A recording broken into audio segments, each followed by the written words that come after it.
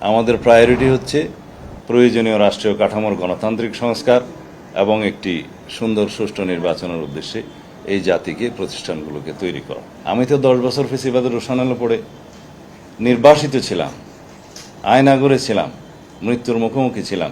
এটা কি প্রায়োরিটি? আপনাদের বোঝা উচিত কেন এগুলোকে প্রায়োরিটি দিয়ে মনোযোগটা অন্যদিকে নেওয়া হচ্ছে।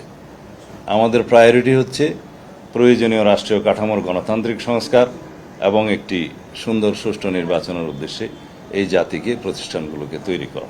এটাই আমাদের প্রায়োরিটি। এবং ফেসিবাদের দোসর যারা ছিল, যারা ফেসিবাদকে টিকিয়ে রেখেছে দীর্ঘদিন, তাদের মুখোশ উন্মোচন করা। আমি তো 10 বছর ফেসিবাদের রোশানলে পড়ে নির্বাসিত ছিলাম, আয়নাগরে ছিলাম, মৃত্যুর মুখোমুখি ছিলাম। আমাদের তো আর কোনো পরীক্ষা দেওয়ার প্রয়োজন আছে বলে মনে করি না জাতির জন্য।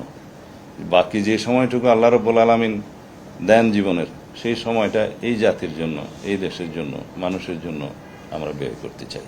আমরা যে চাই না এরকম কোনো কথা কেউ বলেছে? বিএনপি বলেছে বা অন্য কেউ বলেছে?